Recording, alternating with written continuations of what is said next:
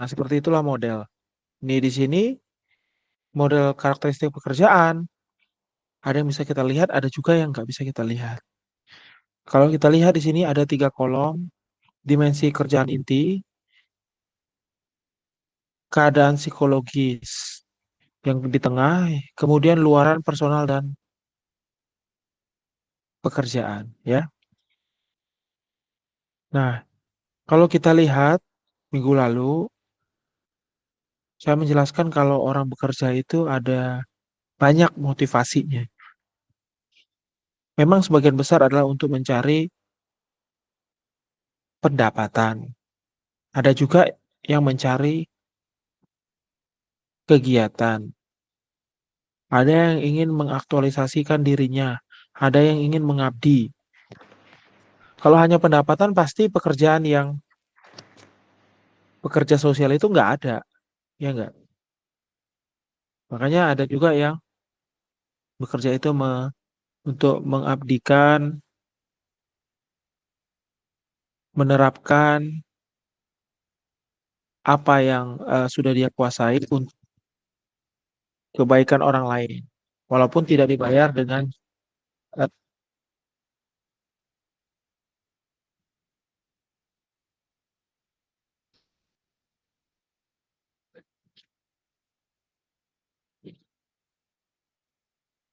kerja untuk apa? Cari uang sebanyak-banyaknya. Bisa juga seperti itu. Jadi apapun motivasinya, eh, di situ beragam ya. Jadi suatu pekerjaan itu ada banyak motivasinya. Nah, kita lihat di sini core job dimensions bahwa suatu pekerjaan yang dilakukan seseorang itu memiliki karakteristik dimensi. Yang pertama adalah varietas keahlian. Jadi suatu pekerjaan itu pasti memerlukan keahlian. Ada suatu pekerjaan itu yang keahliannya perlu tinggi gitu ya. Misalnya aja kalau kita melihat gamer sebagai suatu pekerjaan, misalnya pekerjaannya adalah pro player. Nanti usianya kan sampai usia tertentu mungkin ya. Kemudian kalau memang masih sebagai gamer, kalau usianya bertambah, mungkin harus ganti gamenya atau seperti apa. Karena mungkin di situ ada ragam keahlian yang diperlukan. Atau mungkin tukang ledeng, ada banyak keahlian yang mungkin nggak dimiliki keahlian yang nggak dimiliki oleh seorang dosen. Udah beda. Ya. Jadi suatu pekerjaan itu memiliki ragam keahlian. Semakin ahli, tentunya seseorang itu semakin bisa mengerjakan, menyelesaikan apa yang menjadi bagian tugasnya dengan cepat dan efektif, jadi nggak salah gitu ya. Karena bisa aja, misalnya kalian mengumpulkan tugas, wah selesai nih, tapi salah ya, misalnya. Atau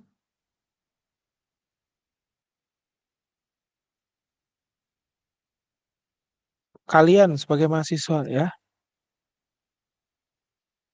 mengerjakannya begitu bagus gitu ya. Tapi kualitasnya, tapi nggak semua pertanyaan terjawab. Nah, jadi ada trade-off antara kualitas, kuantitas, waktu gitu. Nah, tentunya seorang yang mengerjakan sesuatu, karyawan di sini harus bisa melihat pekerjaan itu bisa diselesaikan memerlukan keahlian yang seperti apa. Terutama pemberi kerja juga harus bisa melihat, wah ini perlu keahlian apa. Kalau pemberi kerjanya nggak tahu keahlian yang diperlukan untuk menyelesaikan pekerjaan itu, nanti salah pilih karyawan dan pekerjaannya tidak selesai. Ya, jadi sangat perlu bagi seorang manajer melihat suatu pekerjaan itu keahlian apa saja yang diperlukan dan memilih karyawan yang mampu mengerjakan pekerjaan itu secara efektif dan efisien. Gitu ya. Kemudian identitas suatu pekerjaan, signifikansi sebagai suatu pekerjaan, Yang identitas itu bisakah pekerjaan itu apa aja sih tahapannya gitu ya. Kemudian significance itu bisakah pekerjaan itu memberikan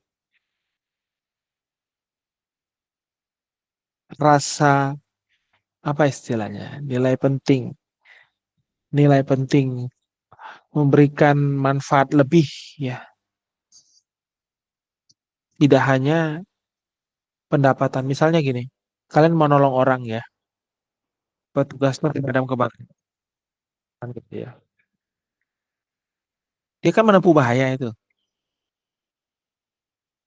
Nah, setelah dia berhasil menyelamatkan orang, rasanya ada rasa puas kan, rasa bangga.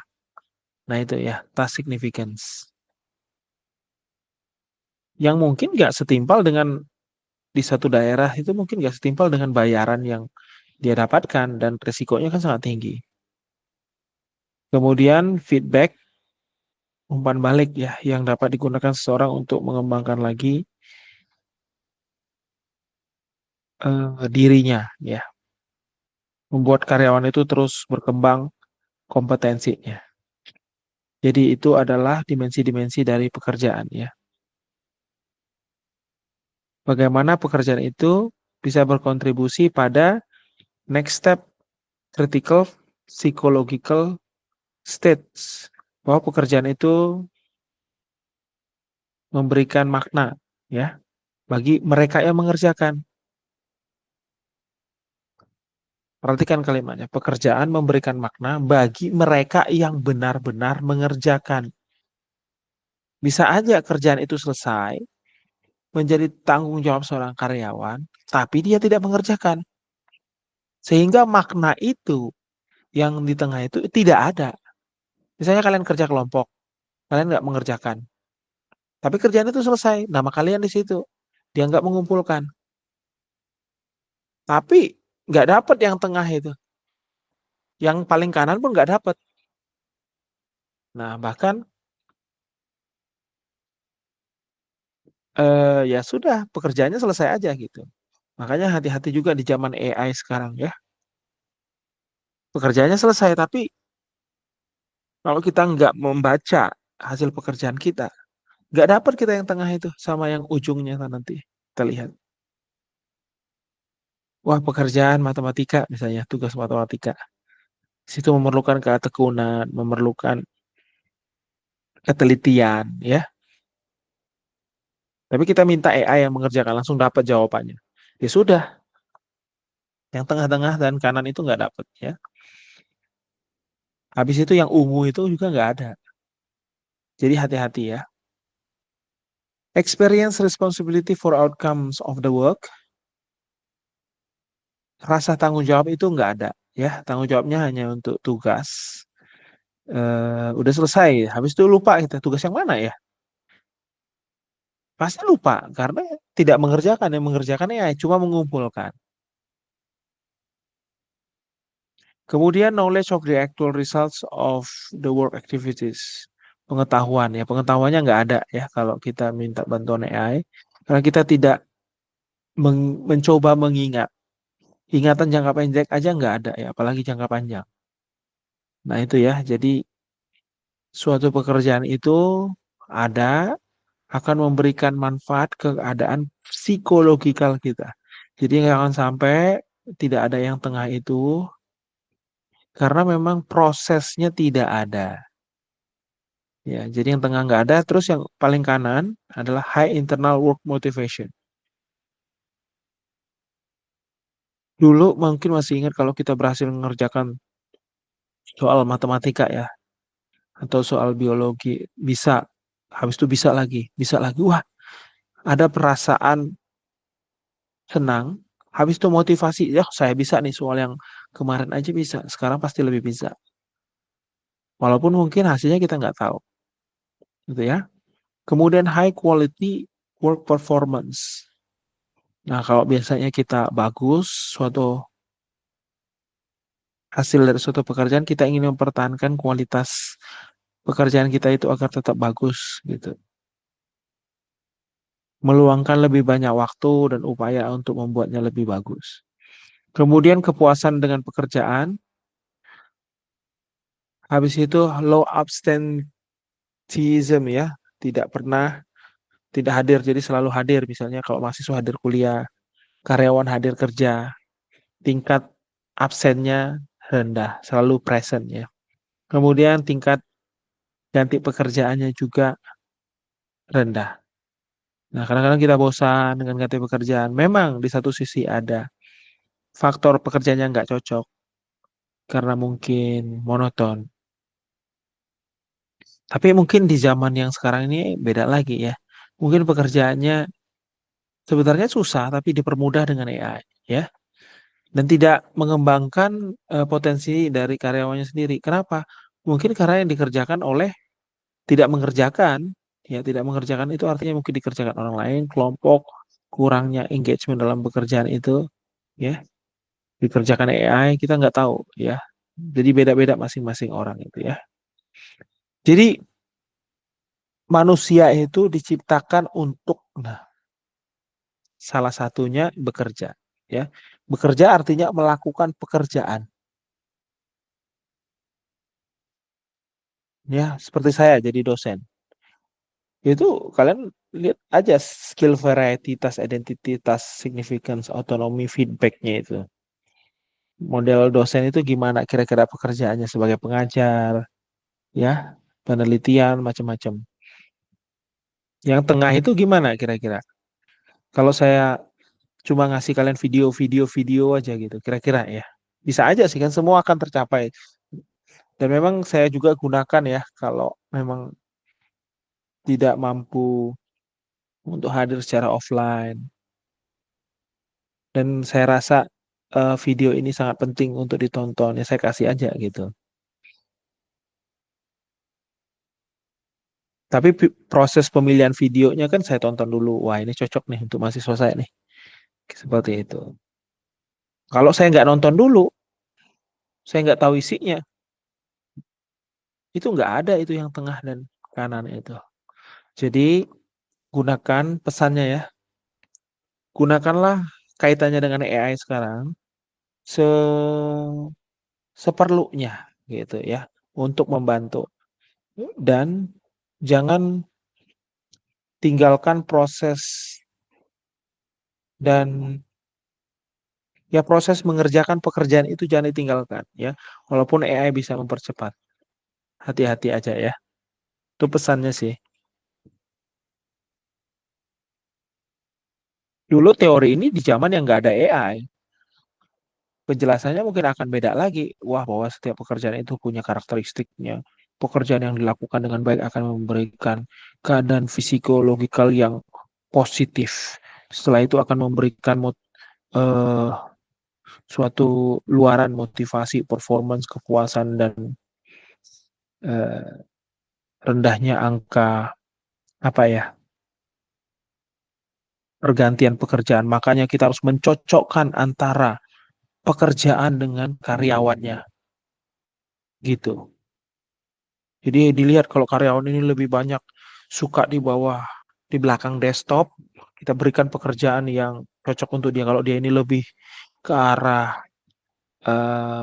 apa ya, misalnya hubungan sama orang ya, konsumen kita taruh di situ.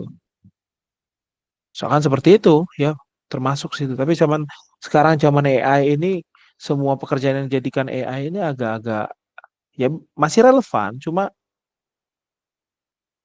untuk service bisa digantikan chatbot ya, kira-kira seperti itulah. Jadi akan varietasnya akan semakin unik lah. Gitu ya.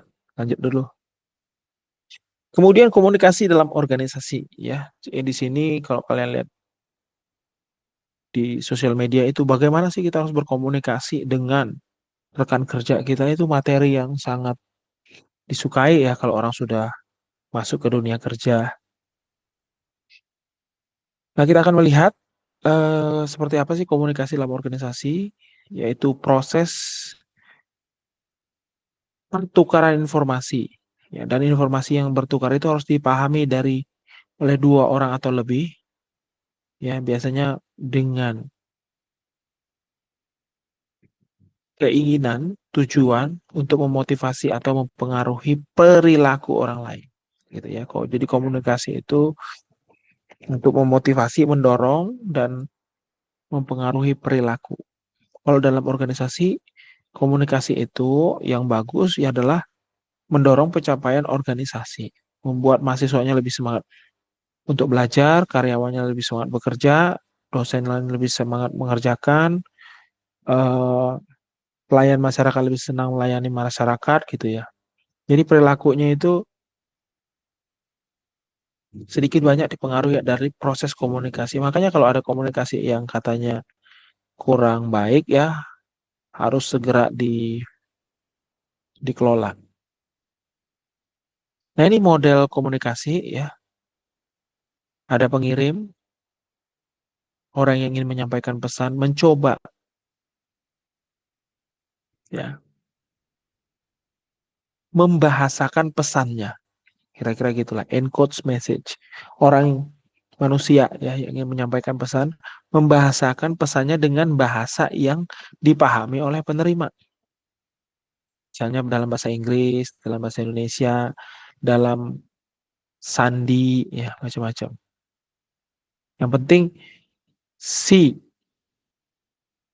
pengirim ini memastikan bahwa penerima itu bisa menguraikan pesan yang ingin disampaikan pengirim. Nah, biasanya zaman teknologi sekarang ada channelnya. Biasanya kan langsung ketemu empat mata ya, langsung bisa dikonfirmasi itu maksudnya gini ya, gitu. Atau lewat pakai bahasa tubuh ya, yang dulu lebih melihat bahasa tubuh kalau empat mata. Sekarang channelnya macam-macam. Mulai channel yang kaya, artinya kaya informasi, yang paling kaya informasi ya empat mata ya. Tapi lagi-lagi diperlukan kemampuan dari kedua orang yang berkomunikasi atau lebih itu melihat pesannya. Nah, sekarang ada informasi yang kurang kaya ya, misalnya apa? Hanya lewat pesan SMS misalnya gitu.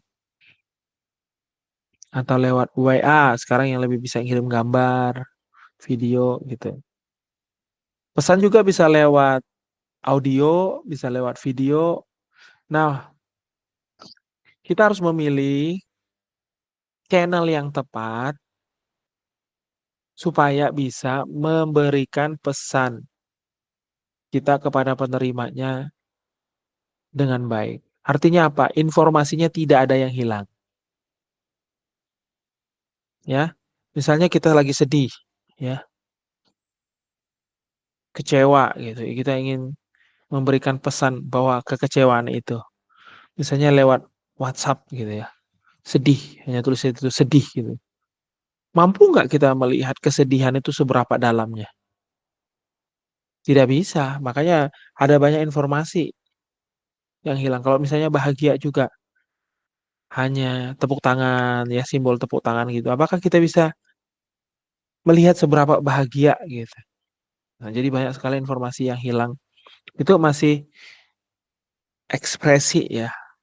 Kalau pesannya penting gitu, kira-kira ada informasi lain mungkin channel tadi bisa menghilangkan pesan yang ingin disampaikan. Makanya bisa aja ada miskomunikasi. Bicara empat mata aja bisa miskomunikasi, apalagi lewat pesan. Hmm, channel ya, lewat channel yang tidak pas. Karena ada apa? Ada noise di sana yang menghilangkan sebagian atau seluruh informasi. Ya, channel tadi mungkin settingannya salah gitu, sehingga pesannya itu berantakan. Bisa aja pesan internetnya lagi putus nyambung, pesan terakhir nyampe nya nggak malah pertama gitu. Jadi maknanya jadi berubah, kan bisa aja.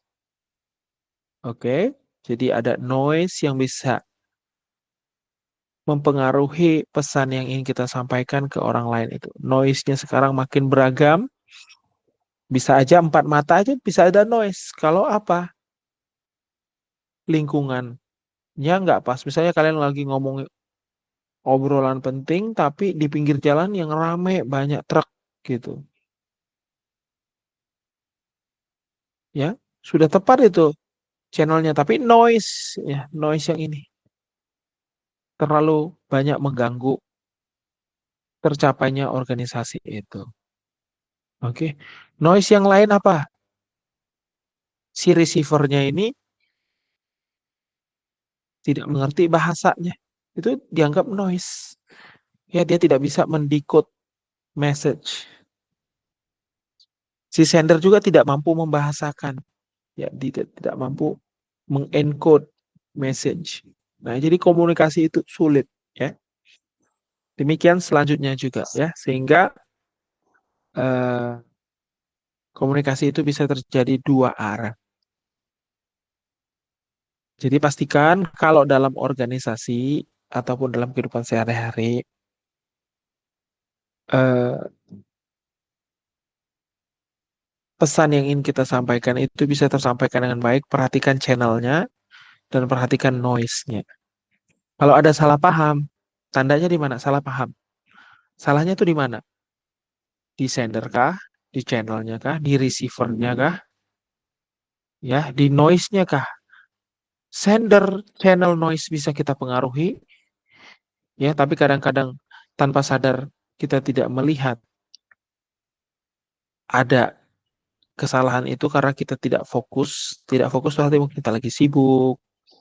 Ya, mungkin kalian sekarang yang online juga terkendala jaringan ini karena dipengaruhi cuaca. Kan kita tidak bisa mengendalikan itu, ya. Tapi kita bisa mengantisipasi, ya, supaya misalnya sini seperti ini kita harusnya ketemu offline misalnya, ya. Ya sudah, channel ini ternyata bisa membantu. Channel ini malah mempermudah kan. Nah, ada noise. Semoga teknologi yang kalian gunakan bisa mengurangi noise ini. Saya pakai headset supaya suara hujan sama petir di sini nggak masuk. Harapannya begitu, ya. Artinya apa? Channel yang saya pakai ini termasuk online ini harus didukung oleh infrastruktur yang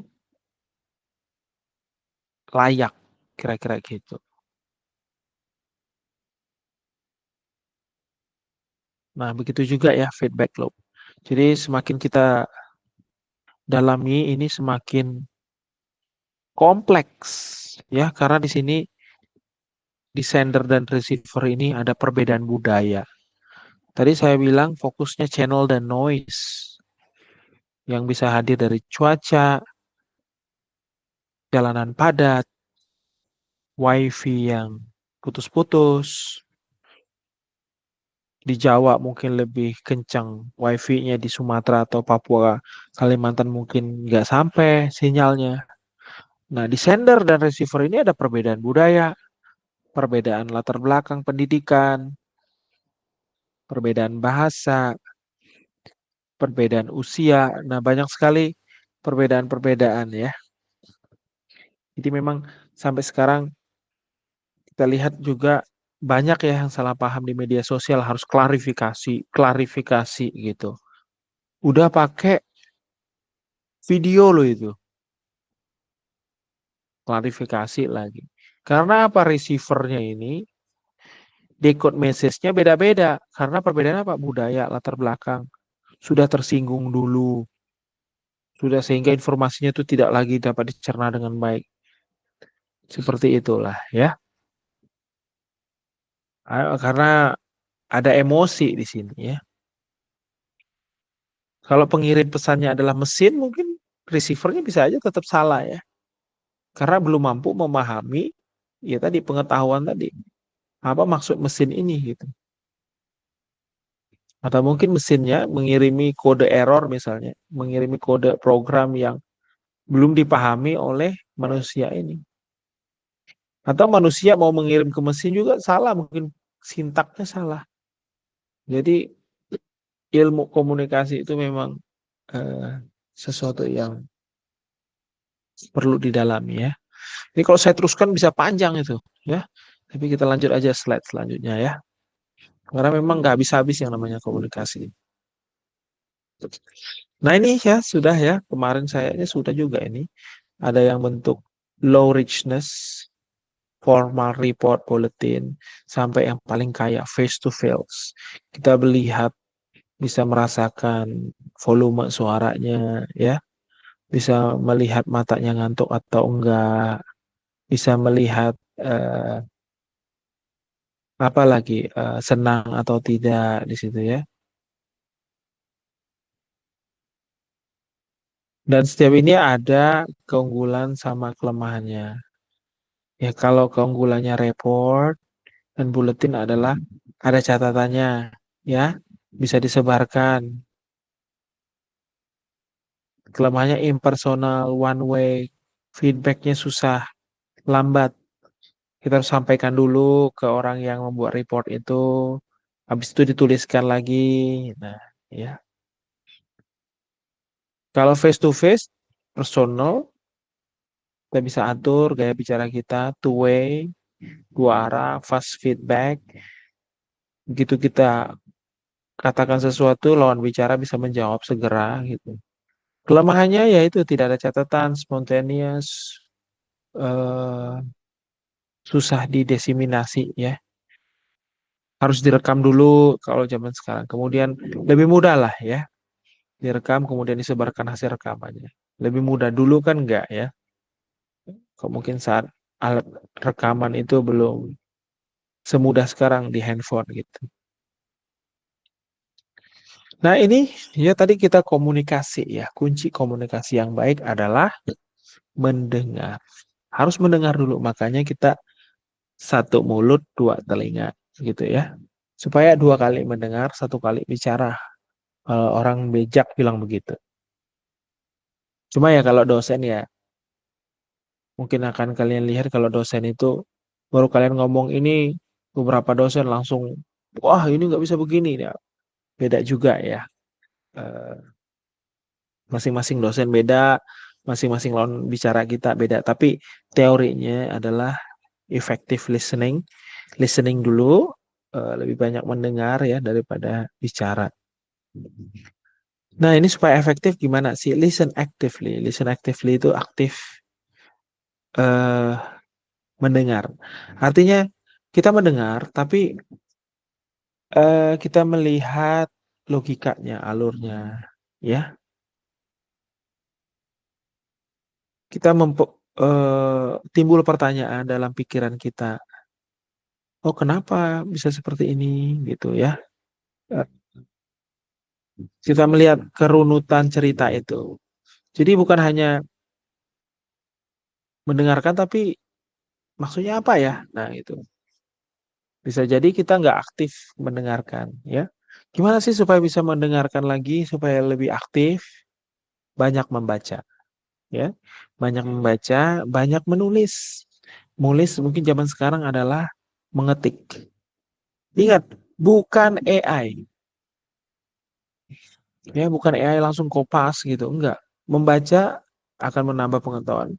Menulis membuat kalian mengetik ya, lebih mampu mengutarakan apa yang sudah kalian baca.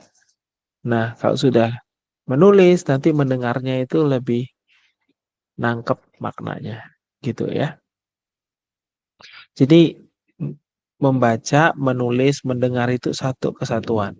Kalau dibilang situ listen actively, saya nggak yakin ya. Ya mendengarkan aja, tapi ya segitu-gitu aja pemaknaannya. Ya pemaknaan dari seseorang kan beda terhadap sesuatu. Ya, pemaknaan dengan orang yang sudah banyak membaca, banyak menulis, banyak melihat, banyak mendengar juga akan beda dengan pengalaman pemaknaan mereka yang tidak banyak, yang tadi tidak banyak baca, akan banyak, bedanya jauh ya. Karena dengan menulis itu kita bisa di sini memparafrasekan apa yang sudah dikatakan lawan bicara kita. Nah, ini ya caranya ya. Beda antara poor listener dengan good listener. Kemudian dimensi lain adalah area of interest.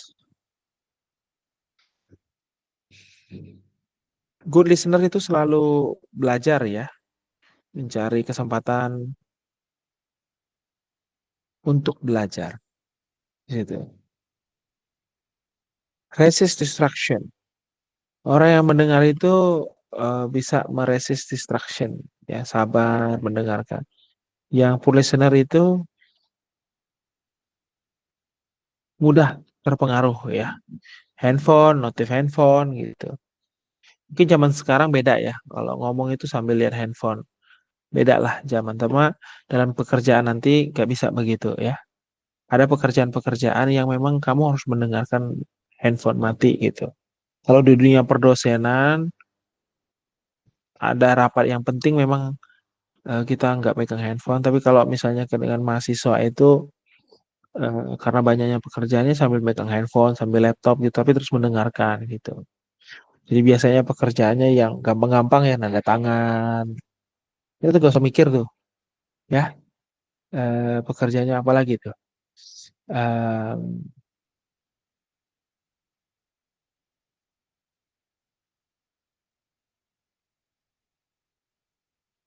Pekerjaan-pekerjaan yang tidak memerlukan pemikiran panjang, konsentrasi penuh lah gitu ya. Kalau sambil mendengarkan mahasiswa. Capitalize the fact that thought is faster than speech. Nah,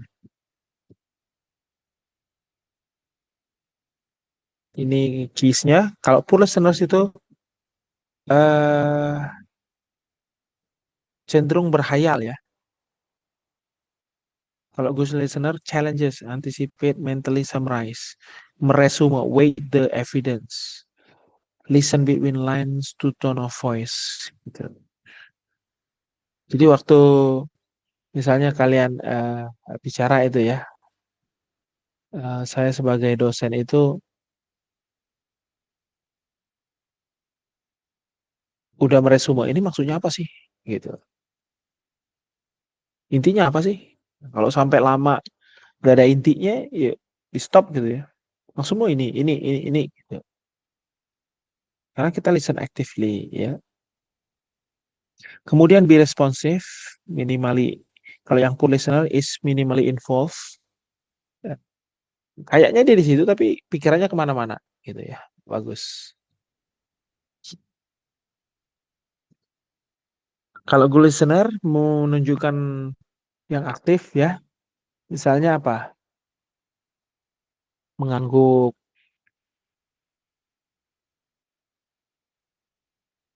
menjawab, gitu ya. Ya kadang-kadang ini susah ya. Eh, yang saya ceritakan ini di dunia kerja ya. Kalau di keluarga beda lagi, dengan pasangan pacar mungkin beda lagi nanti. Dialami sendiri aja ya. Kalau yang saya ceritain di dunia kerja ini, mungkin kalau dengan pasangan itu nanti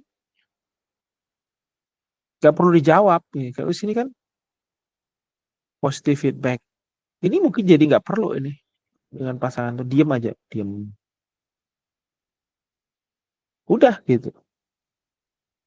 Nanti kalau udah pada pasangan nanti tahu sendirilah ya.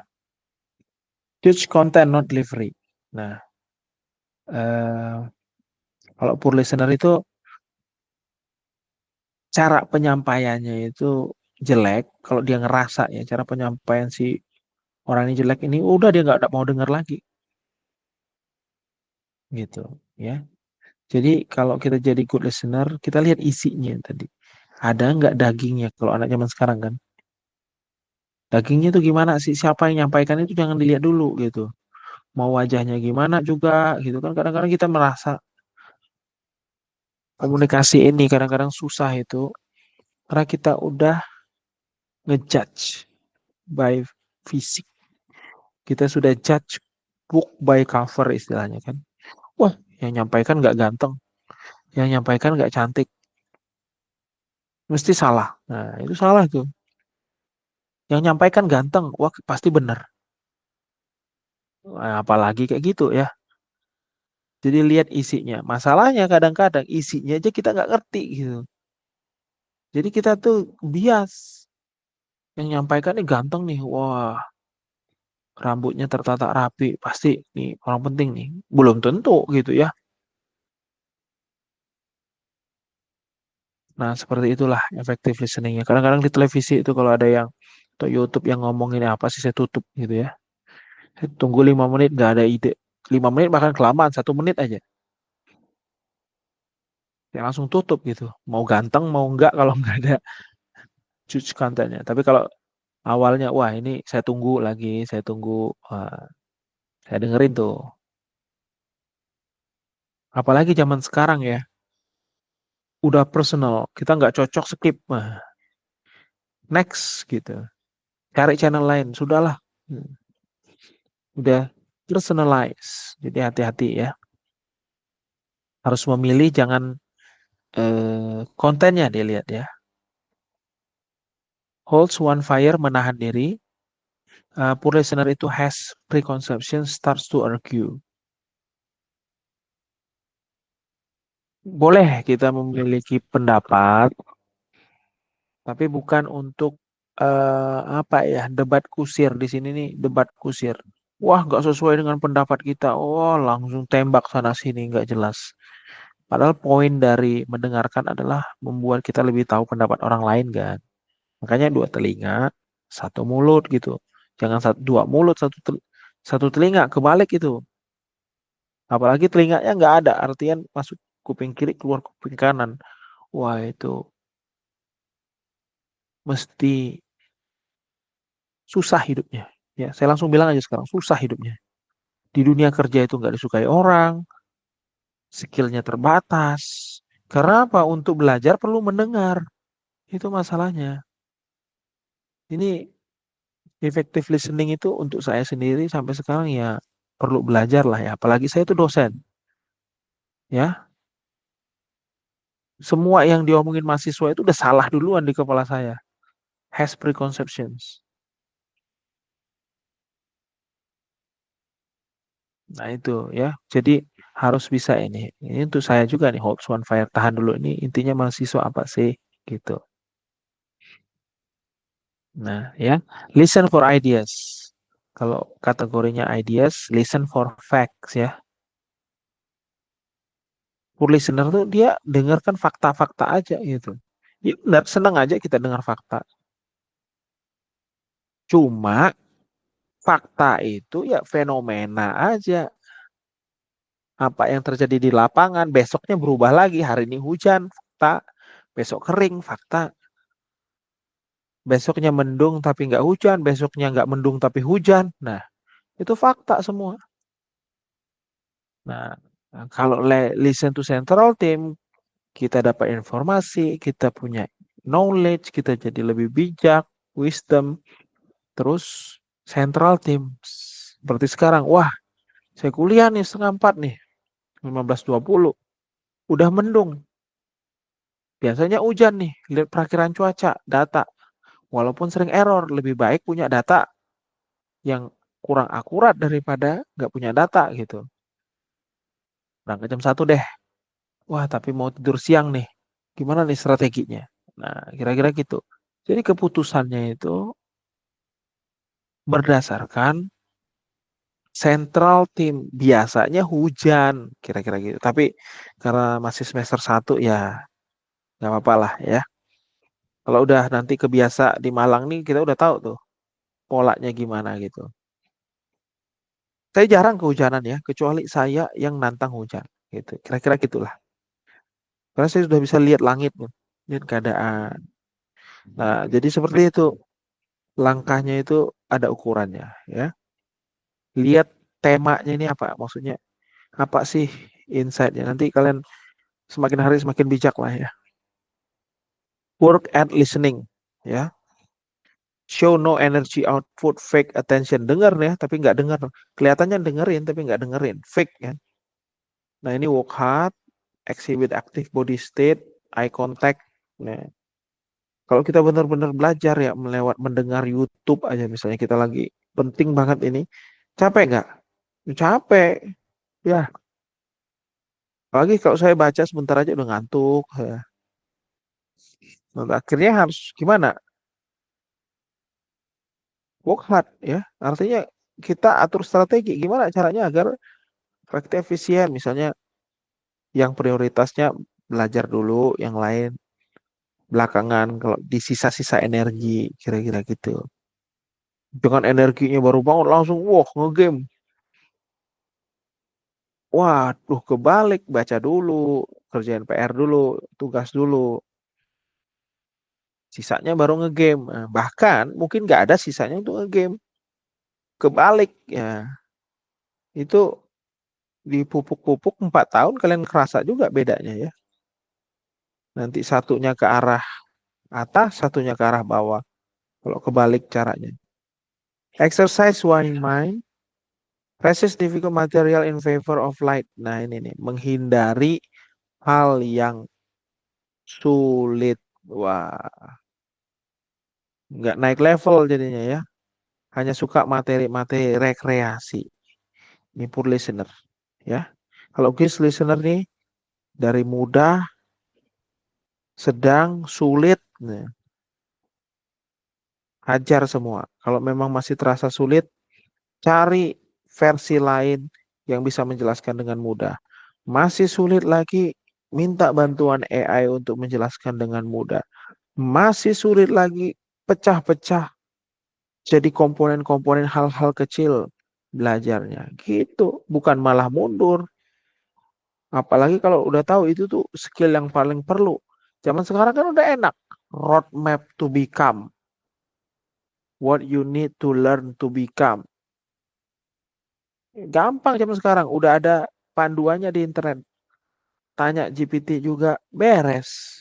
Dulu nggak ada panduan ya. Hajar semua. Nah ini ya, masih banyak lagi yang lain. Eh, ini untuk pengantar dulu. Nanti semakin hari ini bisa diresapi ya. Untuk menjadi good listener.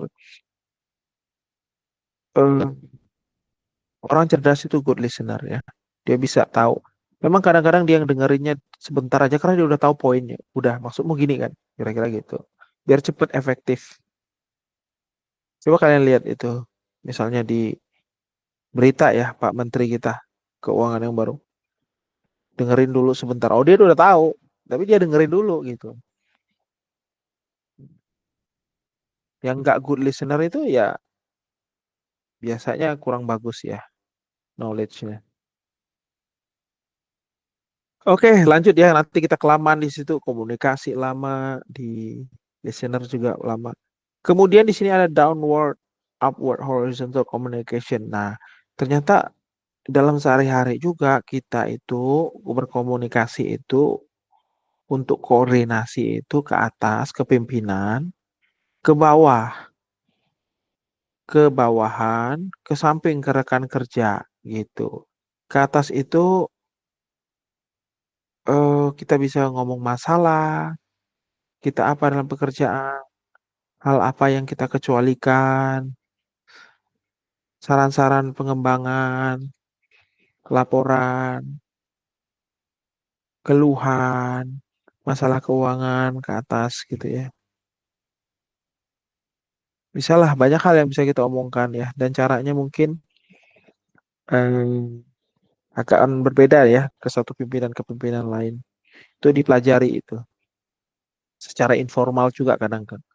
Ke bawah ya, kalau ke bawahan kita bicara goal, strategi, instruksi kerja, kenapa pekerjaan ini dilakukan, caranya gimana, biasanya gimana yang bagus, ini kerjaanmu ini bagus, bisa tingkatkan kerjaanmu ini kurang bagus karena sebaiknya kita begini, biasanya kita gini di organisasi kita itu ya ke junior kita lah, ini ngomong ke senior ya.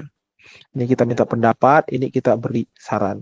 Nah, kemudian di sisi lain kita kan juga atasan orang lain ya. Bawahan kita kan nanya gini juga ke kita gitu. Kita komunikasikan lagi. Kita juga kan bawahan orang lain. Nah, kita bicarakan di sini ke Upwork. Nah, gitu ya. Seseorang itu pasti atasan untuk orang lain, juga bawahan orang lain gitu. Seperti saya bawahan orang. pimpinan saya di sini. Siapa? Nanti pimpinannya ganti-ganti kami. Kalau dosen ya. Bawahan saya siapa? Nggak ada saya bawahannya. Mahasiswanya saya nggak bawahannya ya. Ini kerjaan ini, kerjaan ini, kerjaan ini. Nanti semester depan ganti lagi mahasiswanya gitu. Nah, koordinasi horizontal communication dengan dosen lain, misalnya ada RPS yang harus dikembangkan. Kemudian ada masalah tentang ngurusin KKN mahasiswa, ya, PKL mahasiswa, kurikulum, lain-lain. Harus ada koordinasi ya. Rencana kita pengen ngirim mahasiswa ke luar negeri, macam-macam lah. Ya. Koordinasi antar departemen. Gimana sih kita ingin beli software ini? Nah, itu banyak tuh rapat nih. Ini rapat-rapat semua ya ini. Gitu ya. Selama kita menggunakan gaya bahasa yang kalau lingkungannya formal ya, sopan, positif, berusaha tidak menyinggung, meminta maaf, mungkin menyinggung, terima kasih, permisi, aman lah gitu ya. Jadi nggak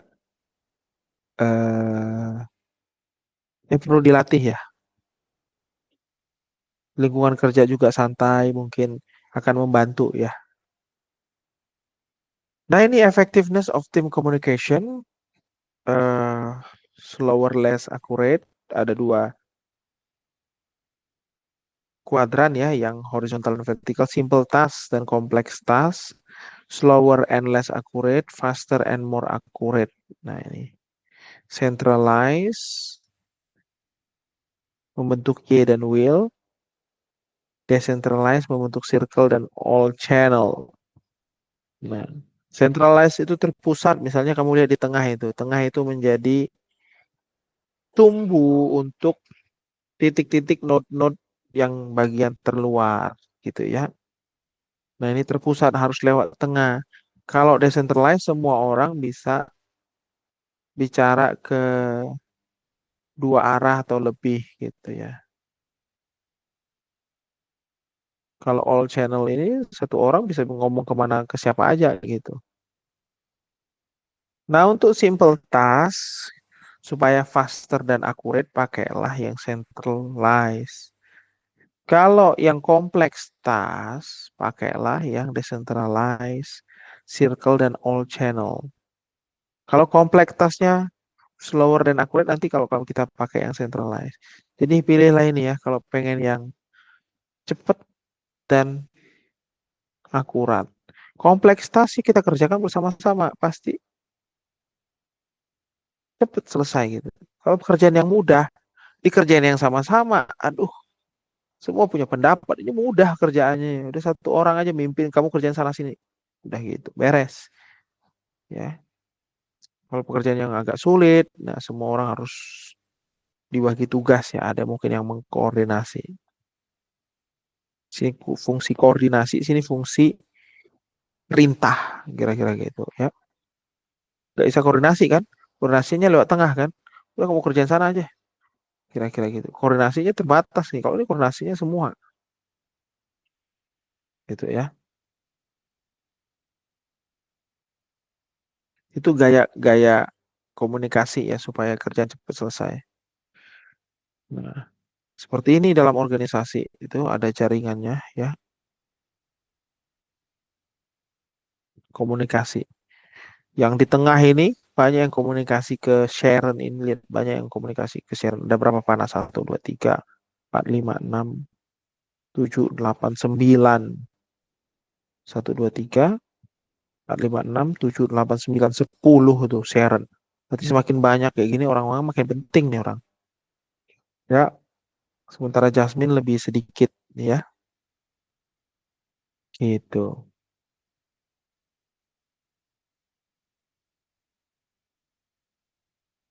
David juga ya orang penting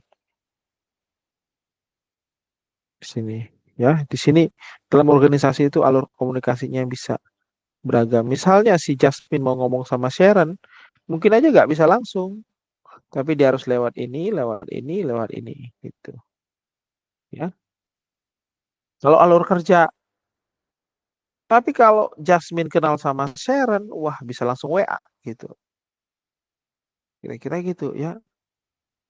Nah, ini ya mungkin perlu kedekatan informal ya. Kalau enggak kan dari mana dapat nomornya gitu. Kalau langsung WA di blok bisa jadi gitu. Ya, ini dalam organisasi ya alur komunikasi. Nah, kalau semakin panjang seperti ini bisa aja kalau enggak sistemnya enggak bagus, bisa-bisa permohonan dari Jasmine ini sampai ke Sharon ini lama. Sharon mau ngasih ke bidang yang bisa dikerjain mungkin lama karena harus sampai ke Mike ya. Nah, makanya si Jasmine harus nge-push, nge-push ini nge-push lagi nge-push gitu. Memang kayak gitu di kerjaan ya. Kalau kalau apalagi kalau sistemnya belum digital semua. Aduh, susah ya. Nah, poinnya adalah di dalam suatu organisasi di masing-masing divisi atau departemen ini pola komunikasi itu bisa beragam dan ada yang panjang sekali alurnya ya. Harapannya dengan teknologi sistem informasi alur yang panjang itu nggak masalah, bisa cepat kalau semuanya bisa melihat di sistem. Ya, ini kan cukup satu dua tiga, satu dua klik ya. Jasmine ngeklik, ngirim informasi, di yang sini ngeklik, ngeklik sampai ke Sharon gitu ya. Gitu. Nanti bisa balik lagi gitu. Ternyata Jasmine juga kalau gagal dari sini, bisa nggak dia ke lihat panahnya ya, kemana itu? Misalnya ke engineering kalau ini dua arah mungkin dia bisa tuh sampai ke Sharon lagi. Jadi harus tahu tuh kita ingin komunikasi ke siapa, lewat mana. Ini kayak semacam politik juga ya. Kita mau komunikasi misalnya, kalian mau nge-WA, mau komunikasi sama presiden punya ide, lewat mana jalurnya? Apakah bisa lewat WA gitu atau harus lewat para menterinya? Ini penting ya kalau suka di politik nanti. Nah, ini dialogue and discussion, the difference ya. Dialog, percakapan itu bisa berdialog, bisa berdiskusi. Nah, kamu lihat nih, kita ngomong nih, mau ngapain nih? Mau berdialog kah? Atau mau berdiskusi? Berdialog menunjukkan perasaan, asumsi-asumsi di explore, conviction di suspend, build common ground, ya. Resultnya long term innovative solution, unified group, share meaning, transform mindset, dialog lintas agama gitu, ya. Pernah nggak diskusi lintas agama gitu? Dialog ya. Kita berdialog, tunjukkan keadaan wah banyak seperti ini loh, seperti ini gitu. Kalau diskusi, discussion, state position, advocate conviction, convince others. Nah, debat nih bisa jadi sampai debat nih. Build oppositions, result short-term resolution, agreement by logic, opposition beaten down. Ini debat nih kita hajar gitu ya. Mindset sets health unto gitu ya. Ini kita terbuka ke perbedaan. Di sini kita state our uh, pendapat kita ya, our opinion. Nah, silakan ini lihat keadaannya ya, mau eh, berdialog atau misalnya ada sesuatu yang salah itu kita coba yakinkan orang lain dengan bukti-bukti gitu. Nah, managing organizational communication di sini barriernya individu, organisasi. Di sini how to overcome komunikasi dalam organisasi. Ada barrier individu nih. Ingat tadi ada sender, ada receiver, ada channel, ada media, ada noise, ada semantik, ya macam-macam tadi. Bisa dikendalikan dengan active listening, memilih channel yang tepat, mempertanyakan asumsi gitu. Knowledge of other perspective, tahu perspektif orang lain. Apa nih MBWA-nya apa kira-kira? Ada yang tahu nggak MBWA? Cari MBWA.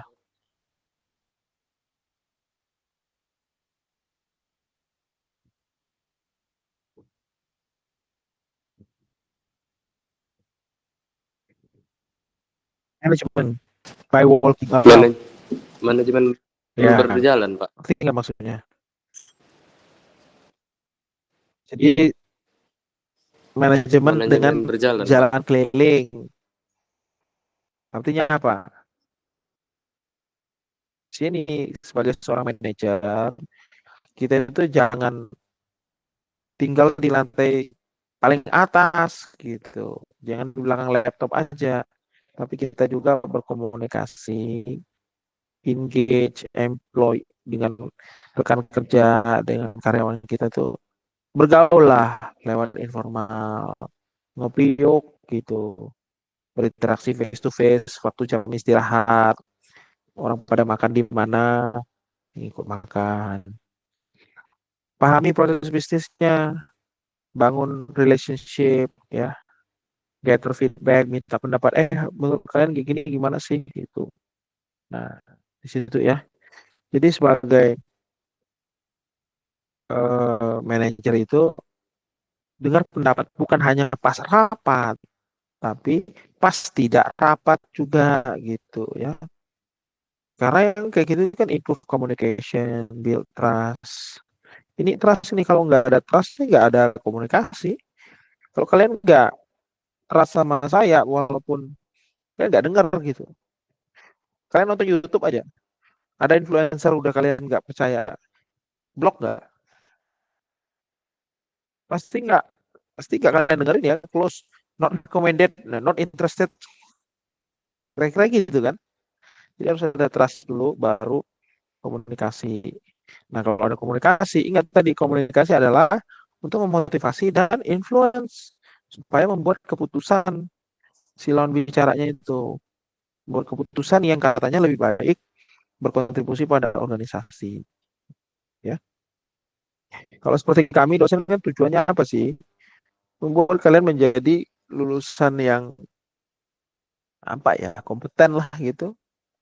Jadi kami tujuan komunikasi ini supaya kalian ya dapat apalah gambaran yang menjadi lulusan yang kompeten lah, sesuai dengan apa nanti yang menjadi goal kalian. Kami memberikan teorinya, praktik juga gitu ya. Ini jadi kalau manajernya harus punya skill ini ya. Ini apa ini? Soft skill ya. Soft skill kan? Diajarin nggak di Filkom ini? Caranya gimana? Enggak, Pak. Ya udah, Diajar. ada yang ada. Mungkin kalau kalian ikut seminar-seminar, tapi yang namanya soft skill dan hard skill, skill itu harus diterapkan. Jadi mulai sekarang coba kalian belajar active listening. Lama aja jawabnya. Tapi beda, bukan di kelas ya. Kalau saya bilang jawab, nah kalian jawab tuh dalam sehari-hari aja gitu ya. Active listening, menjawab, merespon gitu. Jadi kalian makin makin disukai orang lain ya, itu dampak lain. Soft skill itu banyak dampak, dampak ikutannya banyak. Oke, organizational lanjut. Tuh. Status and power difference bisa membuat komunikasi itu nggak ada. Misalnya gini, status and power difference. Misalnya saya ngundang rapat ya, warga desa.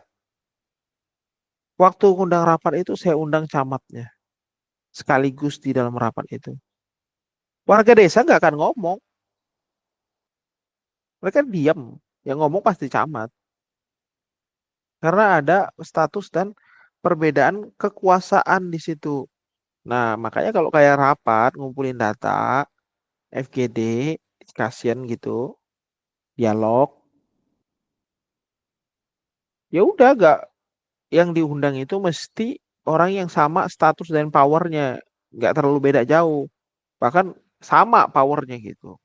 Jadi saya bisa dapat mereka lebih ngobrolnya itu lebih santai gitu. Begitu juga kalau ngundang camat, saya nggak ngundang warganya. Ngomong sama camat ya ngomong sama camat lagi, karena pasti gaya bicaranya beda gitu. Kayak kemudian departemen needs and goals. Kalau hal-hal yang kita komunikasikan itu nggak sesuai dengan kebutuhan dan arah organisasi, mungkin pendapat kita nggak didengar, ya. Seakan-akan nggak didengar. Didengar, didengar itu kan artinya ditindaklanjuti juga kan. Jadi dengar, cuma nggak ditindaklanjuti gitu. Ya sudah, jangan kecewa gitu ya. Selama masih dikasih. Ya kan saya bilang tadi motivasi kerja itu kan orang tuh ingin juga pendapatnya didengar, ingin kalau bisa ditindaklanjuti keinginannya. Nggak seperti itu ya. Nah itu kan kadang-kadang, wah kok dia didengar ya pasti tuh anak kesayangan bos tuh. Eh, kita nggak bisa begitu juga ya sikap kerja yang baik karena kita kan masih bayar gaji. Kalau nggak dibayar gaji ya sudah terserah kita gitu. Kemudian lack of formal channel, nggak ada channel komunikasinya untuk menyampaikan pendapat di organisasi itu. Kalian kan punya channel tuh, Halo Vilkom itu channel kalian tuh. Apa aja kalian kurang puas di Vilkom tulis aja di situ, Halo Vilkom. Tapi nanti kalian diklarifikasi maksudnya gimana gitu. Nah, tapi kalau memang masukannya memang harus ditindaklanjuti lah, langsung nanti ditindaklanjuti gitu. Enak kan dikasih channel yang bisa ditujukan kepada, nah gitu. Kan? Kalau di organisasi nggak ada channel seperti itu, gimana mau ada komunikasi dengan antara karyawan dengan manajemen? Jadi dibuat dulu channelnya ya, siapa tahu nanti kalian di bagian HRD kerjanya mungkin. Communication network unsuited to task. Ya jaringan komunikasi itu nggak cocok dengan pekerjaannya. Ya channel tadi ya. Poor coordination. Nah ini poor coordination ini susah ya. Poor coordination itu apa sih penyebabnya harus digali. Kenapa koordinasinya tuh kurang? Itu harus dicari penyebabnya, ditanyain satu-satu, mungkin pakai MBWA atau pakai langsung diundang rapat gitu ya. Bisa aja kan ternyata koordinasi itu jelek gara-gara tidak suka satu karyawan ke karyawan lain. Itu kalau nggak bisa dideteksi itu dan nggak bisa dicegah, akan terjadi poor coordination, tidak nggak optimal gitu ya. Nah itu susah-susah gampang itu ya. Jadi harus tahu kalau ada, wah kok lambat koordinasinya, ya? Ada yang salah nih, banyak yang miss. Apa penyebabnya? Nah kalau kita manajernya itu udah tugas kita itu.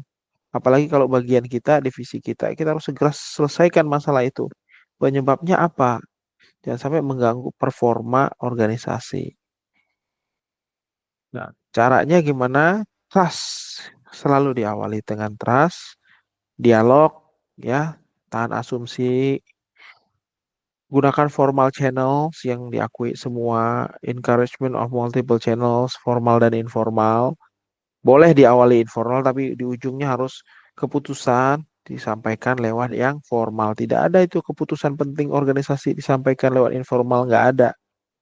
Harus lewat formal. Changing organizational graph structure to fit communication need. Nah, ngerubah struktur komunikasi ya. Struktur organisasi bisa diubah, struktur komunikasi juga bisa gitu ya. Tapi biasanya struktur komunikasi mengikuti struktur organisasi ya. Jadi ubah aja struktur organisasinya, nanti komunikasinya berubah juga. Tempatkan orang-orang yang tepat, yang mudah diajak komunikasi gitu. Ya. Kemudian feedback dan learning ya tadi ya. Harus feedback itu artinya ditanya ya, apa sih masalahnya? Kemudian dijadikan bahan pembelajaran untuk peningkatan atau pengambilan keputusan. Kemudian teamwork ya, tim istilahnya itu istilah kerennya. Together everyone achieve more. If you want to go fast, katanya kan kalau pengen cepat, go alone, pasti cepat.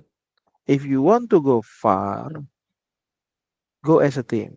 Gitu istilahnya kan. Kalau kamu memang pengen pergi jauh, dalam artian pencapaian visi misinya mau jauh gitu. Gak usah cepet-cepet. Memang mungkin gak cepat, tapi go lah as a team. Ya banyak sekali contoh-contoh kiasan-kiasan seperti ini. Seperti orang Jepang ya. One Japanese, ya, cannot beat one American, katanya itu, ya. Tapi a team of Japanese can beat, ya, mungkin thousand of American. Nah, kira-kira gitu. Kenapa? Lihat aja mobil Toyota. Sendirian orang Jepang dulu nggak bisa apa-apa. Tapi begitu mereka kerja as a team, didukung dengan filosofi mereka, mobil Jepang di mana-mana. Ada nggak mobil Amerika di Indonesia? Sehari kalau ketemu satu aja syukur. Apalagi di Malang ini. Kalau mobil Jepang, begitu keluar, mobil Toyota gitu. Itulah teamwork itu sangat kuat di negara tertentu. Apalagi manajemen bisnis ini awalnya dari United States. Habis itu banyak filosofi yang kita pelajari dari negara Jepang. Ya, makanya mereka menjadi negara maju. They go far, bahkan sekarang jadi negara powerful ya. Padahal mungkin mulainya sama dengan kita. Singapura juga. Mulainya mungkin sama aja dengan kita. Tapi sekarang mereka jauh. Kenapa? Karena go as a team. Di Indonesia susah ya tim ya. Nah itu silakan nonton aja di YouTube itu influencer-influencer, para konten kreator tuh cerita bagaimana kan tim. Nah ini mereka lebih tahu lah pengamat ya. Tapi yang jelas kurang baik ya teamwork di Indonesia itu. Saya juga heran ya, apa penyebabnya? Secara individu kan kalau dibilang Indonesia banyak orang pintar. Eh, hacker-hacker orang Indonesia pintar loh. Coba bikin jadi tim. Banyak loh orang-orang pintar Indonesia di bidang apa lagi? Perencanaan. Banyak betul. 100% saya setuju. Tapi tim perencanaan, coba ada nggak? Belum tentu. Ya, jadi susah sekali mungkin ya. Mungkin itulah salah satu penyebab, salah satu faktor yang mempengaruhi mengapa kita belum bisa far seperti negara yang lebih maju. Ya harapannya ke depan ada tim ya, tim-tim yang kuat. Nah, kalian coba tuh lihat siapa yang bisa menjadi kata istilah anak Gen Z itu apa ya? My people istilahnya kan, tim saya, my tribe. Nah, itu sulit ya nyarinya kalau udah karena dari masa kalian kuliah, siapa tribe kalian. Udah tua nanti siapa beda kerja lagi beda kan? Siapa lagi tribe kalian. Nah, kira-kira saya juga begitu. Saya pas kuliah siapa teman saya. Ya, tapi begitu kami pindah, siapa lagi teman saya. Tetap mereka teman kalau ketemu kami ingat masa-masa kami jaya-jayanya. Kira-kira gitu ya. Apapun keadaannya tetap masa-masa jaya-jayanya kan sebagai tim kan. Kira-kira begitulah. Nah, itu ya, tim adalah unit dua atau lebih orang yang berinteraksi dan berkoordinasi pekerjaannya untuk accomplish a specific goal. Nah, ini ya, timnya siapa? Di Filkom ini secara individu, apalagi tendik-tendiknya itu ya, sangat bagus ya. Mereka sangat spesialis di bidang mereka. Apalagi kalau mereka kita bentuk jadi tim. Kalian lihat aja kegiatan di G2, nggak bisa habis kan? Tapi terkendala nggak akademik kalian? Enggak kan? Karena didukung sistem juga. Kuliah tamu, banyak nggak? Banyak. Ya kalau kalian mau lihat aja daftar kuliah tamu, kadang-kadang informasinya sampai ke kalian dari luar negeri, dari dalam negeri, banyak kan? Itu didukung juga bantuan dari tendik, dari dosen-dosen. Sebagai tim, nah habis itu kepesah, pisah lagi ngajar seperti saya masing-masing. Habis itu ngetim lagi, pisah lagi, ngetim sana, ngetim sini, ngetim sana, gitu. Jadi menurut saya ya cukup baik ya. Tinggal sistem aja supaya gimana UB ini lebih lebih meningkat lagi kualitasnya ya. Kualitasnya itu ya kualitas kalian maksudnya ya. Kalau kita ya apa aja ada di UB ya, di Filkom lah terutama. Apa yang nggak ada di Filkom? Nah, tinggal mahasiswanya nih yang banyak prestasi nih yang dicari ya. Tim dan grup. Nah, grup itu strong leader ya. Satu nih, ada strong leader. Designated strong leader. Itu grup. Individual accountability. Ya, setiap orang bertanggung jawab ke strong leader tadi. Identical purpose for group organization. Ya, ini sama aja. Individual work product. Kerjanya masing-masing. Bisa aja kalian bikin grup ya. Saya bilang, tugas kelompok bikin grup. Atau saya bilang tugas kelompok bikin tim. Nah, tapi sifat kalian adalah grup. Semua ngerjain. Kamu ya ngerjain bagian ini, bagian ini, bagian ini. Itu individual produk. Begitu saya baca. Gak nyambung. Ini apa sih? Waktu belum ada AI. Nah, begitu ada AI kan AI melihat token-token sebelumnya jadi nyambung. Nah, kira-kira gitu. Tapi bisa aja ya, nggak nyambung gara-gara nggak ada koordinasi ya. Bisa aja. Kan efisien meeting, ya efisien pasti efisien kalau rapat itu. Cepet, karena semuanya beres segera. Tapi nyambung nggak antara satu kerjaan ke kerjaan lain belum tentu. Efektif, ya. Discuss, decide, delegates work to individual. Ini artinya kita bagi kerjaan langsung bagi rata, ya. Ke bagian sesuai spesialisasinya. Itu ada strong leader. Nah, kapan kita harus pakai sistem seperti ini? Ya individu. Apa ya tadi? Lihat nggak ya tadi? Simple task. Ya, yang tadi centralize. Nah, ini beda nih. Tim tadi together everyone achieve more. Share rotate leadership role. Ya, saya bisa itu mimpin apa lah. Jadi ketua UAS, ketua PKK Maba. Waktu zaman kalian masuk saya ketuanya mungkin. Oh bukan ya atau bukan kayaknya saya. Karena kalian semester satu kan. Saya waktu lupa saya ya. Mungkin 2 tahun lalu ketua. Banyak lah. Tapi nggak bisa saya terus. Harus berganti ke yang lain gitu. Kalau memang bagiannya harus saya memimpin, ya saya memimpin. Karena memang saya paling ahli di bidang itu misalnya. Tapi kalau ada teman saya yang ahli bidang itu, IoT misalnya, atau bidang apapun yang dia ahli, dia yang memimpin, nggak masalah. Karena kerjaan bersama gitu. Kerjanya berdasarkan tim ya, tim vision dan purpose. Semua orang bertanggung jawab ke orang lain, tidak hanya ke siapa yang dianggap pimpinan saat itu. Karena pimpinannya beda tuh. Pas fase, kan ada fase pekerjaan itu ya. Pengumpulan data, wah, siapa yang paling jago data scraping? Wow, dia yang paling jago nih. Kamu mimpin ya? Oke, terus dia mimpin. Begitu kekumpul data cleaning, engineering, apa yang paling jago? Dia, wes ganti dia jadi pemimpin. Yang data scraping ini apa tugasnya? Mungkin udah berkurang loadnya, melaksanakan apa yang ditugaskan oleh si data engineering. Habis itu turun lagi, data analisis, datanya udah bagus, masukin ke database, sudah tinggal analisis. Dia nih, wow, bagi tugas lagi, ganti lagi gitu. Sampai kerjaannya selesai. Jadi setiap ada role fungsinya, makanya leadership roles, function, fungsinya lu sebagai apa gitu ya.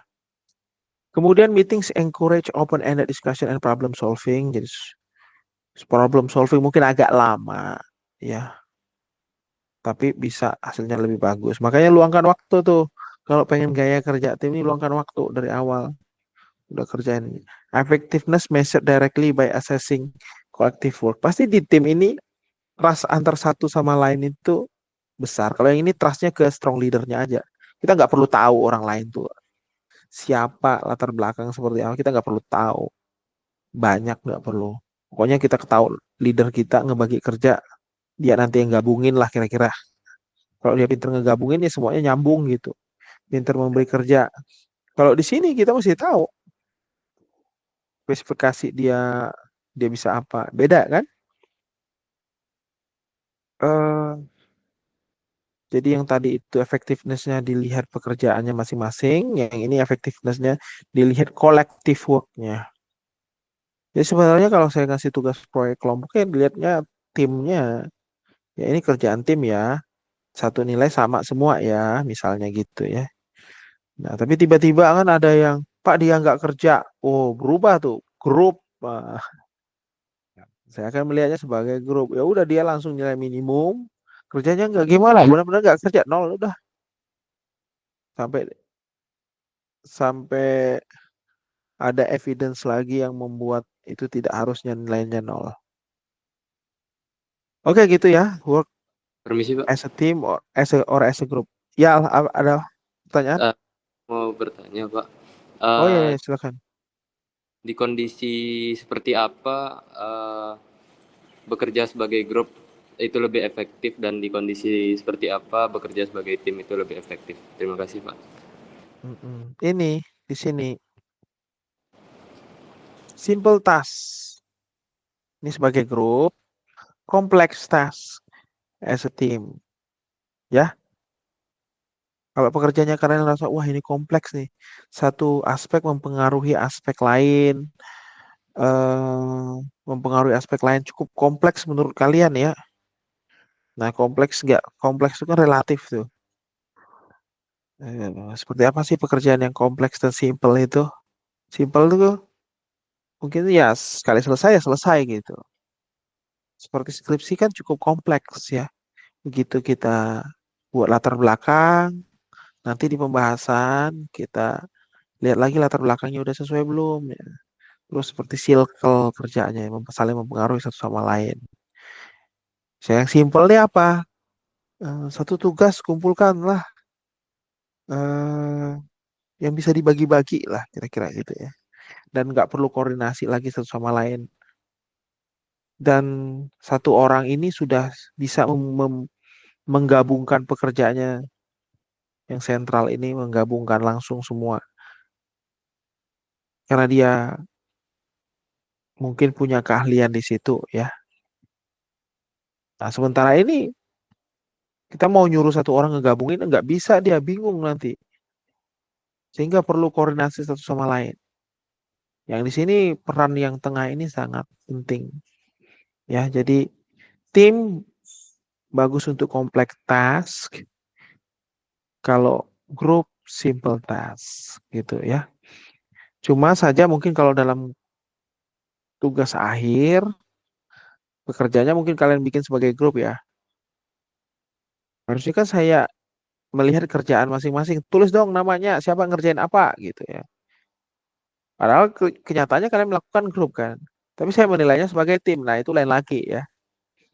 Karena pada prinsipnya saya melihatnya sebagai tim gitu. Cuma kalian ngerjainnya sebagai grup. Nah, yang paling benar adalah kalian ngerjainnya sebagai tim, saya menilai sebagai tim gitu. Karena saya trust kalian adalah tim gitu. Tapi kadang-kadang misalnya di tengah-tengah ya, misalnya saya kasih tugas, wah ini kok nggak bener ya kerjanya ini. Trust kayak sebagai asesor ya melihatnya. Kalian kayaknya mereka ini ya beda lah. Dan trust misalnya saya kalau sudah ada nggak ada trust dari semester 1 sampai semester 8 nggak ada trust. Lu manusia itu begitu. Karena banyak misalnya sebagai dosen kan beda lagi. Nah, jadi sangat sulit ya. Trust itu sulit diperoleh dan mudah hilang alias sulit dipertahankan. Misalnya saya sudah trust kalian sebagai tim, tapi misalnya saya menemukan evidence bukti bahwa trust itu tidak cocok dengan prinsip-prinsip ini, saya melihat itu ini grup ini. Ya sudah, begitu ketemu kalian walaupun nggak saya utarakan, Begitu ada satu kerjaan yang nggak bagus, itulah nilainya. Karena apa? Sebenarnya saya tahu itu grup, tapi saya nilai sebagai tim. Tapi itu udah prejudis kan, bisa aja kalian di semester 2, 3, 4, 5, 6, 7, 8-nya berubah. Kira-kira gitu ya. Jadi sangat perlu seorang individu ya untuk membangun trust. Jadi begitu trust itu sudah didapatkan, everything is easy. Ya, everything is easy kalau sudah trust ada. Jadi untuk jawaban tadi memang agak melebar ya. Kalau tim kerjakan aja simple task. Kalau kompleks task pakailah sebaiknya pakai tim ya. Karena kalau pakai kompleks task pakai grup sistemnya pasti nggak nyambung. Nah, kalau yang simple task kan ini yang tengah ini ya bisa lah menyatukan semuanya kira-kira gitu. Oke, eh slide terakhir kah? Masih banyak nggak? Oh, saya selesaikan aja ya. Work team effectiveness model. Nah, ini saya bilang tadi model lagi. Kalau udah ketemu model ini saya seneng. Kenapa? Artinya ada peneliti yang meluangkan waktu melakukan penelitian, mengorbankan hidupnya, kira-kira gitu, menghasilkan. Maksudnya kerangka seperti ini ya. Apalagi kalau modelnya itu terkenal diadopsi banyak orang, menghasilkan penyederhanaan kompleksitas fenomena di lapangan. Ingat tadi model tadi ada yang bagian yang bisa kita amati, ada yang nggak bisa kita amati gitu. Seperti siklus air, pembentukan awan, awannya kita amati, proses pembentukannya nggak bisa kita lihat. Kita lihat hasil akhirnya aja dari suatu proses gitu. Dan proses itu kan jadi input ke proses selanjutnya untuk hujan. Hujan airnya kita bisa lihat, tapi bagaimana dia membentuk kristal-kristal itu kita nggak bisa lihat. Nah, jadi saya sangat senang kalau melihat ada model-model seperti ini, ya. Harusnya kalian juga senang ya. Kita cepat belajar karena melihat model ini. Nah, kita lihat ini, apalagi sudah bagus itu ada kategori, unsur-unsurnya, subkategorinya kan. Di satu kotaknya juga udah dikasih warna, ya kan? Jadi kita tahu apa bagian dari yang mana. Enak kan? Belajar begini, oh, saya sangat senang gitu. Oke, organizational konteks. Jadi dalam satu organisasi itu ada konteks, ada keadaan yang berubah-ubah, ada formal structure ya, pimpinan bawahan yang modelnya flat atau tall ya, organizational strukturnya kalian cek aja lagi slide-slide sebelumnya. Ada lingkungan ya, lingkungan yang lengkap dengan fasilitasnya atau mungkin fasilitasnya terbatas. Lingkungan ini sangat umum ya. Ada budaya organisasi. eh, saya sendiri nggak tahu budaya mahasiswa itu gimana. Ada beberapa dan sebaiknya mungkin saya nggak perlu tahu ya.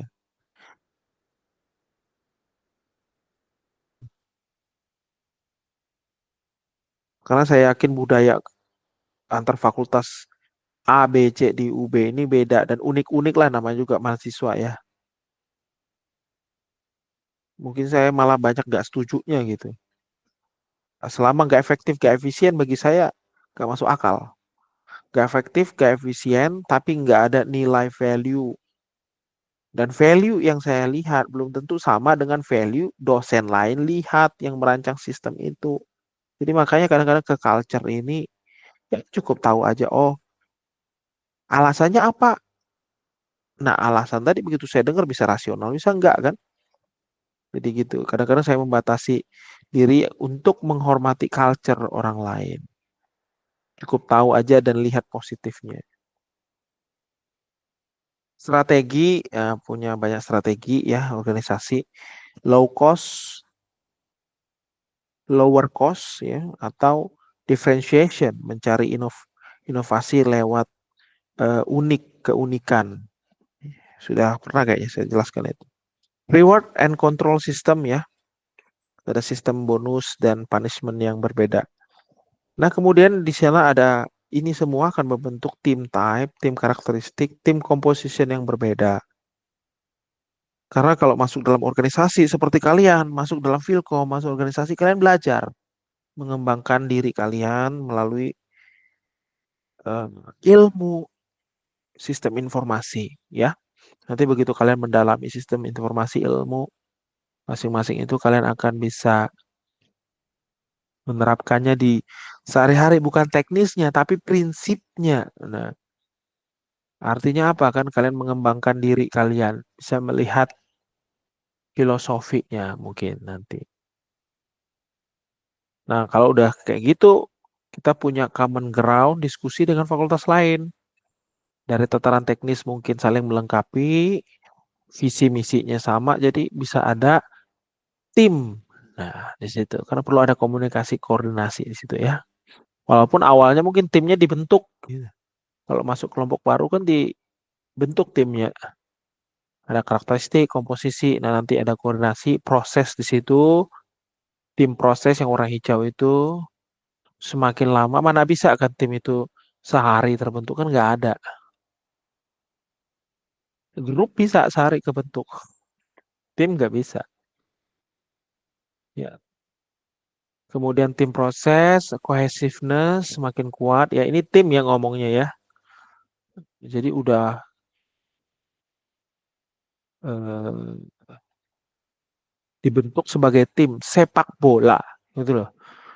Udah jago-jago semua, tendangannya udah ngarah ke tiang gawang itu masuk semua. Tapi begitu dijadiin tim, nggak masuk semua tendangannya. Itu gimana coba? Nah, kira-kira apa di sana yang bikin nggak menang tim itu? Nah, nanti kelihatan dari hasilnya dari productive output dan bukan hanya itu, personal satisfaction. Yang tim itu selalu berkesan ya. Kalau saya melihat ke tim saya waktu dulu selalu berkesan. Hasilnya itu produktif output, tantangannya pasti ada, tapi wah, kalau kita tunjukkan lagi hasilnya, misalnya kita simpan di Google Drive hasilnya itu, ada waktu kita tunjukin, wah itu kita dulu ya, kira-kira gitu. Ada kepuasan. Bahkan sampai sekarang ya hasil yang ini 2025 ya. 6 tahun lalu ya, saya masih ingat. Kalau mikirnya senyum-senyum sendiri, ya itu artinya kan apa? Personal satisfaction ya, kira-kira gitu ya. Terus saya lanjut aja cepet, ternyata udah jam 5. Nah, member tim ya ada yang high, low untuk task behaviornya. Social behaviornya ada yang low, ada yang high ya. Nah, ini kombinasinya. Ada yang memang spesialis, ada yang generalis, ada yang partisipasinya rendah, ada yang partisipasinya tinggi ya. Harus dilihat ini. Siapa sih yang bisa jadi team leader ya? Ini bisa dikombinasikan ya. Nanti dibaca. Kemudian ini untuk membentuk tim development. Mungkin kalau kalian lagi masuk tim, nanti suatu kerja kami ini lagi di tab apa nih ya. Fungsi leadernya harus ngapain? Facilitate kah? Mendorong partisipasi, mengklarifikasi, memfasilitasi pencapaian kerja, ataukah memuji ya. Tugas salah satu pimpinan adalah menutup dan memuji. Menutup ya, membuka, menutup dan memuji. Ya, tim development. Misalnya kalian sebagai tim mau masuk sama mana ini? Ya, dalam suatu tim baru akan ada tahap ini ya. Cepat-cepatlah sampai ke operation performing ini ya. Dengan mungkin tidak perlu ya fokus pada task ya dan tidak perlu menjudge book by cover. Ya, lihat kontennya ya tadi effective communication and listening. Itu terapkan ya supaya bisa menjadi anggota tim yang baik sebelum menjadi leader yang baik. Tidak ada leader yang baik tanpa pertama kali menjadi anggota tim yang baik. Ya, saya pengen jadi pimpinan banyak tuh. Karena saya punya akses A, B, C, D, E. Coba jadi anggota tim, dilihat dulu performanya gimana. Kalau jelek, biasanya nggak bisa. Ya. Nah, ini konflik manajemen, ya. Kita itu eh, kalau performanya tinggi timnya, konfliknya juga tinggi. Konfliknya moderate, ya. Kalau performanya rendah, konflik pasti tinggi, ya. Gimana kita mau performa tinggi kalau konflik tinggi? Gak bisa, ya. Jadi performa rendah, konflik tinggi, eh, konflik rendah, performa rendah juga bisa muncul karena konflik tinggi. Kita tuh di mana? Ya, performa rendah ya nggak ada konflik, orang nggak ada kerjaan. Performa rendah terlalu tinggi konfliknya. Kita tuh menjaga konfliknya tuh di sini. Ya, ada konflik, konflik itu artinya perbedaan pendapat ya. Bukan selalu yang negatif ya, perbedaan pendapat. Dijaga, nih, leadernya menjaga di sini ya. Tahu kapan harus menengahi agar performanya tuh tinggi lah 75% ke atas gitu. Nggak mesti bisa paling atas, tapi janganlah 50% ke bawah, 50% ke atas. Kalau bisa 75% ke atas. Top performance team, nah selalu mencapai target gitu. Biasanya bonusnya besar ya. Nah ini konflik manajemen lanjut aja ya. Minggu depan aja nih masih lama kayaknya. Kalau pengen lebih detail, saya akan ulang lagi ya. Selanjutnya minggu depan. Ini penting ini konflik manajemen ini. Nah, eh, di sini assertiveness ya. Kita dukung satu orang atau eh, cooperativeness, mendukung pendapat orang lain. Nah, ya. Jadi harus diambil balance di sini. Mau pendapat kita atau pendapat orang lain. Cari jalan tengahnya, ya.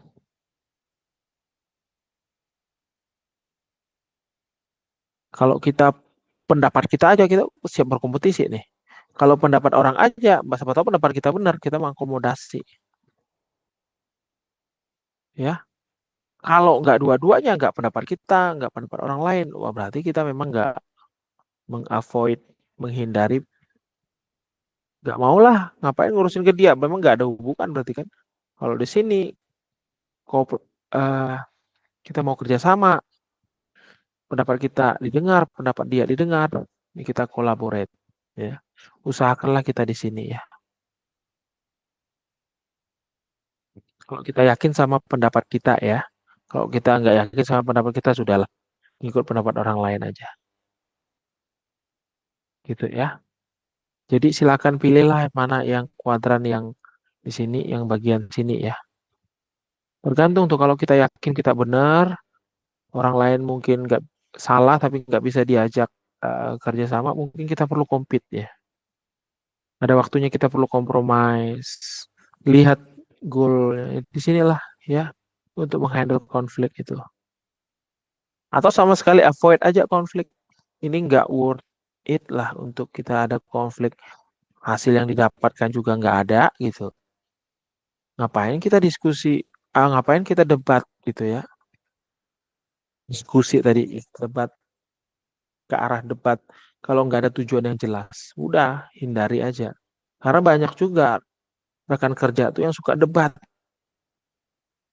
Kalau kita punya waktu dan memang bagus, debat nggak apa-apa lah. Positif ujungnya. Tapi kalau ada beberapa orang kan, apalagi mahasiswa nih zaman-zaman masih suka debat aja, ngabisin waktu. Tapi nggak ada poin yang bisa hanya cuma asal tembak gitu ya. Kalau kalian pernah latihan nembak gitu atau main airsoft gun tuh tembak aja ke sana sini, nggak ada gunanya kan, nggak ada sasaran. Sudah avoid aja, ya. Tetap kita punya pendapat, cuma kita menghindari aja nih. Anggap kita nggak punya pendapat. Jadi silahkan aja nih konflik manajemennya. Semua harus dipakai. Lihat keadaannya nih, ya. Memang kadang-kadang karena budaya tertentu kita cenderung avoid, ya. Kalau kita punya pendapat, kita cenderung avoid. Tapi paling bagus adalah kalau kita punya pendapat nih, kita bawa kemana nih? Bawa ke kompromis. Karena kalau kerusakan muncul, dampaknya lebih besar daripada manfaat. Kita bawa ke arah mana? Kita atur strategi kita, ya. Nah, ini perlu kemampuan negosiasi. Jadi bacalah buku-buku tentang seni bernegosiasi, ya. Oke, saya pikir gitu aja dulu, ya. Intinya adalah tadi banyak membaca, banyak tentang manajemen. Ini kan memang bisnis ya, manajemen bisnis. Jadi perlu banyak buku manajemen eh, supaya kita bisa menjalankan bisnis sebagai manajer, ya. Kan fungsinya ini sebagai manajer luarannya untuk mata kuliah ini gitu harapannya. Oke, sampai situ dulu. Terima kasih ya. Eh,